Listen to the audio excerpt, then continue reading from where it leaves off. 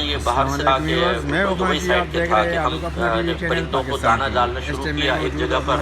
تو تھوڑے پرندے آئے، پھر بڑھ گئے پرندے اور اتنا ہو گیا کہ 1000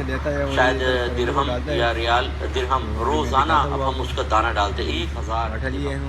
وہ کیونکہ پرندے آنا شروع ہو گئے ایک دوسرے کو دیکھ کر بہت ہی زیادہ پرندے ہو گئے اور اب وہ مستقل بنیادوں پر آ کے دانہ تلاش کرتے ہیں۔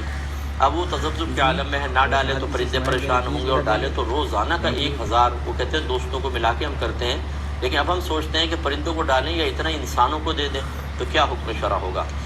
دیکھیں مسئلہ یہ ہے، اللہ تبارک و تعالیٰ نے واضح طور پہ فرمایا کہ وَمَا مِن دَابَّةٍ فِي الْأَرْضِ إِلَّا عَلَى اللَّهِ رِزْقُهَا، زمین پر چلنے والا کوئی جاندار ایسا نہیں جس کا رزق اللہ کے ذمہ کرم پر نہ ہو۔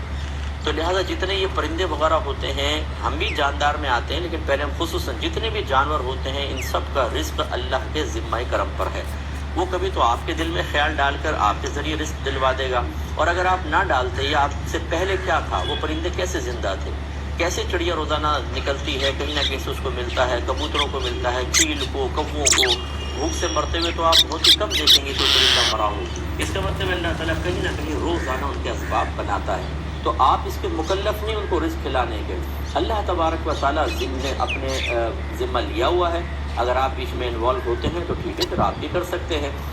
خصوصی طور پہ جو پرندے آپ بند کر کے رکھتے ہیں ان کی ذمہ داری گویا کہ آپ نے خود لے لی ہے، کیونکہ اگر آپ دانہ نہ ڈالیں تو وہ کہیں اڑ کے جا نہیں سکتے ہیں۔ جو اللہ تعالیٰ قدرتی اسباب مہیا کرتا ہے وہاں تک نہیں پہنچ پائیں گے، آپ نے ڈالا نہیں، مر گئے، آپ ذمہ دار ہیں۔ لیکن جو آزاد پرندے ہیں وہ کہیں پر بھی جا کر اللہ تبارک و تعالیٰ ان کے قلب میں الہام فرماتا ہے اور وہ اپنے دانے کے مقام پہ، غذا کے مقام پر پہنچ کر غذا حاصل کر لیتے ہیں، لہٰذا آپ ان کے مکلف نہیں ہیں۔ ہمارا مشورہ یہ ہوگا کہ تھوڑا بہت بس ڈالیں، جب آپ تھوڑا ڈالیں گے تو اتنی سی باتیں پرندے آئیں گے، کھا پی کے تھوڑا بہت جس کو مل گیا باقی مایوس ہو کے چلے جائیں گے، اس طرح تعداد آہستہ آہستہ پھر کم ہو جائے گی، اور جتنا پیسہ ابھی آپ خرچ کر رہے ہیں آپ انسانوں پہ خرچ کریں۔ اگرچہ انسان اشرف المخلوقات ہے لیکن اس کے لیے اسباب اور ذرائع